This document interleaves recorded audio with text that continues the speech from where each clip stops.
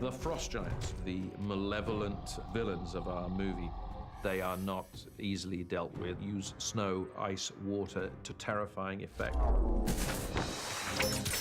In the comics, you know, you have sort of blob-like snowy frost giants. Sometimes you have Yeti-style, hairy frost giants. We wanted creatures who looked like they'd been starved. They were leaner, there were less things in the way, that it wasn't a question of them keeping warm in a cold place. They absolutely were adapted to a cold place. They were very spooky, sort of like things as opposed to people. So we were getting away from anything soft, cozy, Christmas-like, Jack Frost-like. They were dirty characters. I'm just thinking, again, I'm liking potentially, got to be careful it doesn't go to sort of dinosaur-y, yes, or whatever. We needed to cast their leader. A character like this needs to be complex, needs to be a great military leader, tactician. He needs to give all that. Judicious quick look, as in, now I've got you, old man, and then he... Yes, sir. Zaps me. Excellent. Colm has, I don't know, 17 seasons with the Stratford, Ontario company up in Canada, so he has a vast range of experience when it comes to complicated and evil characters. In a sense that it takes more to push this creature off the ice to get through space. Determination, that's terrific. He was able to use the kind of economy that means with a character like that, often in repose, there's a stillness, there's a dangerous stillness. So what you get is the potential, you get the hint of this lethal, deadly quality. And I can bring that to bear to this poor, misunderstood guy, Laufey.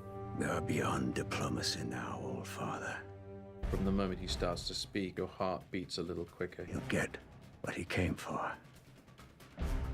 War and death. He just had that character down to a T. He was so incredible, and it really made the hairs on your spine rise, because it was just, I mean, he's so powerful, his voice. In trying to define the shape and sound of him, we used other actors and similar vocabularies that we have from the theater and things like that, and saying, okay, he could be, you know, this could be the sound of a guy in a world that is decaying, that was grand at one time and is now, you know, sadder and more broken and remote and misty. And so that should be reflected in the sound of him, not just the look of him. Imagine, if you will, Laufey voiced by Kenneth Branagh, which is likely how it's going to turn out. As frightening and as odd that his final Laufey look was, it had to kind of convey a personally tragic, tortured, angry soul. And I think that our sculptor on that makeup, which was Arian Tootin, really captured the essence and allowed a lot of Colm's face to come through, which was very, very helpful. Looking at this again, this one's kind of interesting, and it kind of feels like what Alex was doing a little bit on some of the other things. I don't know if we want to explore that again. The design work is just spectacular, what's come together. This blue skin, these red eyes, a face still very much recognizable to get the performances. Once we establish the armament, then we will sketch in the scars. You know what I mean? We can't do that until we know where the placement of you're happy with the placement of the armor. Right. Like right now, if I love the idea of the jade into the skin. Now we know we can do something etched around in scars with that too. Yeah. Because the character is virtually naked, it was very important that he's scarred, he's hacked up. He shows the signs of a long life of battle-weary engagement in trying to be top dog and it not working out. So he is scarred. You know not what your actions would unleash. We sit in the chair, and V. Neil and the genius Arian, who has both sculpted and is doing his first makeup job, putting this on me.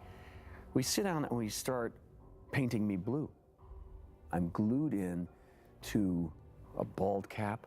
There's a skull, a big skull piece, a forehead piece, cheek pieces, jaw pieces, nose pieces, and they all go on in sequence. There's at least eight pieces to do just the face and neck. Once we're happy with that, we painted the hands blue, then nails, we paint, we glue. It's ridiculous.